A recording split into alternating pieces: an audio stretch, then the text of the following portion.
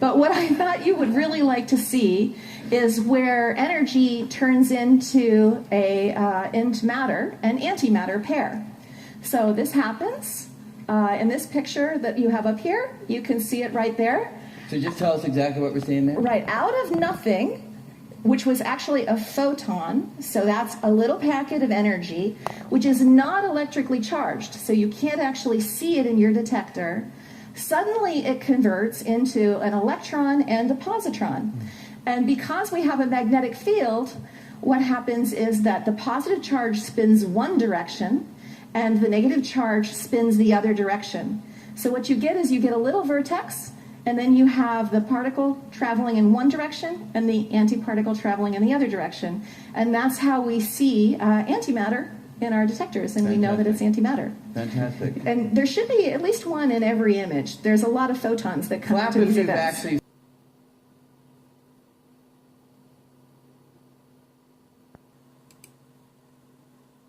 Hello, I'm Jeff Remishlove.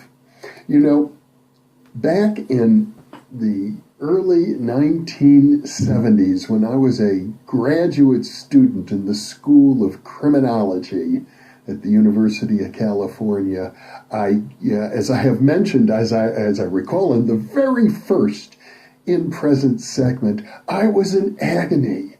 I was working as a volunteer at San Quentin Prison in the psychiatric unit doing psychotherapy with murderers and rapists.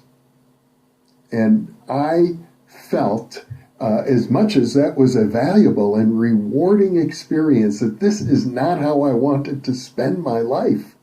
I wanted to make a shift. I wanted to immerse myself, not with murderers and rapists and people suffering from every form of sociopathy and psychopathology, but rather to expose myself to the most creative, insightful, mystical, psychic, intuitive people that I could find. And with a little help from invisible resources, I managed to make that transition back in, I think, about 1972. So for the last nearly half a century, I have managed to live a life in which I've exposed myself to roughly 1,000 people in the most intimate kind of one-on-one conversations, sharing with large audiences of tens of thousands, maybe millions of people ultimately, the highest wisdom coming from the mouth of living human beings that I was able to do.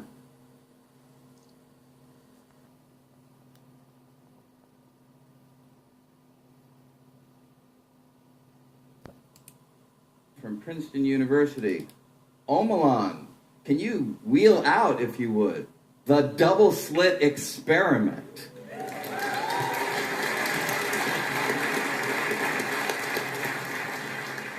All right, so what we have here is a laser on this far side. So this is our source. So actually we're doing this in some sense opposite to the orientation that we saw in the animation. And we're going to fire this laser, which is photons in essence. And the photons are going to go through a barrier that has two openings in it. It's harder to see that, of course, mechanically, but trust me, there's a barrier with two openings. And we're going to take a look at the data that falls on a detector screen, which in the modern age is a more complicated and somewhat finicky piece of equipment. So we're all sitting here on spilkas. If you speak any Yiddish, you know exactly what I'm talking about right there. But hopefully this will work out. So Oman, why don't we just actually see ambient noise? Can we see a little bit of that first? So can we switch over to the input to the screen? All right. So this is the output from that device. And now if we actually turn on the laser and allow us to collect all of the photons that land, there they're building up, and there you see what actually happens. So this is the result of this very device here, and you see it. We have you can see on the very far left, we see some of the photons are landing. then we get a dark region in between, then a bright, a dark, a bright, a dark, a bright, a dark, and a bright, and a dark, even though this device over here really is a barrier that has only 2 slits in it. So the animation that we showed you actually does hold true in real experiments, and that then forces us to come to grips with it, to try to understand what in the heck is actually going on. So this is a warm-up to the problem, where we have water going through a single opening. And just tell us what we see happening here. That's right. So you've got sort of a water wave, a wave front coming along, and then just that slit acts as a bit of a source for this rippling wave going out in a circular pattern. More relevant version for the actual double slit experiment. Yeah. So now we've got that same wave front, but now there's 2 slits, and it's like there's 2 different sources of waves, like if you threw 2 different pebbles in the pond at the same time. But some places on the screen, the wave from one is doing this, and the wave from the other is doing this, and they kind of cancel out. It is going up right when the wave from the other slit is going up, and then they do this, and you get a big wave, and that's the bright part. But in the middle, what's happening is that when the wave from the other slit is going up, and then they do this, and you get a big wave, and that's the bright part. But if you work out the mathematics, then the places that have the big waves are exactly these bright ones, and that's just like we saw in the double slit, right?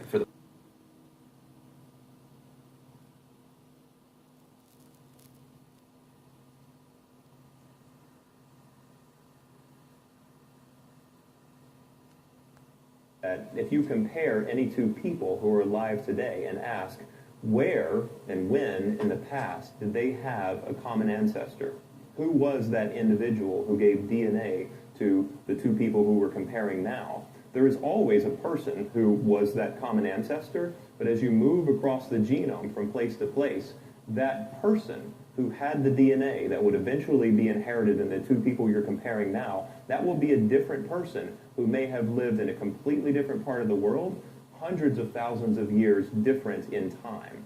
So these genealogies go back in time, sometimes very shallow, sometimes very, very deep. That's just the reality of the population genetics within humans or any sexually reproducing diploid species. Okay, so with this in mind, we can ask, how long ago in the past, on average, do 2 humans have a common ancestor at a random place in the genome? And this turns out to be, for humans, something like 450,000 years ago in the past.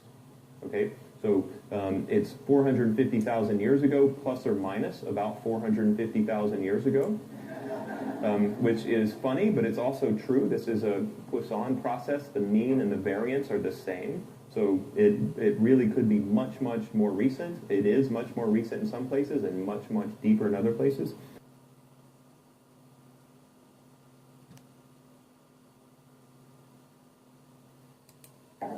For there is ever a sort of fair play. And that's the point of that draft. There is a sort of fair play. You've been told from the cradle that the deck was stacked against you. Fall of man, original sin, so forth and so on. It's bullshit. It's absolute bullshit. There is a sort of fair play. And if you can get in touch with that in your life, you know, when Muhammad wouldn't come to the mountain came to Muhammad. That's fair play. And if you can have that perception, the world will begin to work for you. It will begin to move toward you as the mountain moved toward Muhammad. The mushroom said to me once, nature loves courage. Nature loves courage. And I said, what's the payoff on that? And it said, it shows you that it loves courage because it will remove obstacles. You make the commitment, and nature will respond to that commitment by removing impossible obstacles.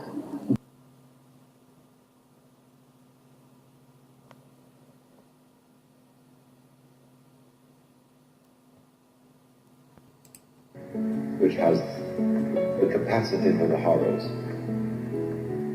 about what life can do to us. However, this isn't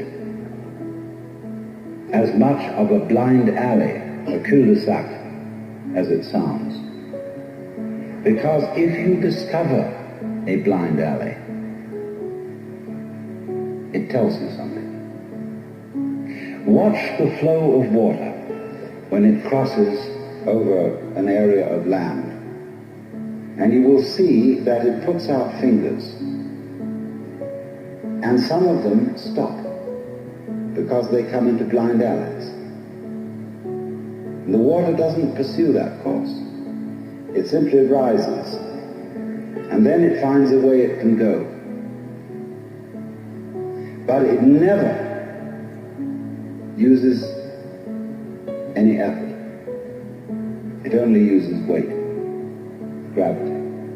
It takes the line of least resistance and eventually finds a course. Now we will do the same thing.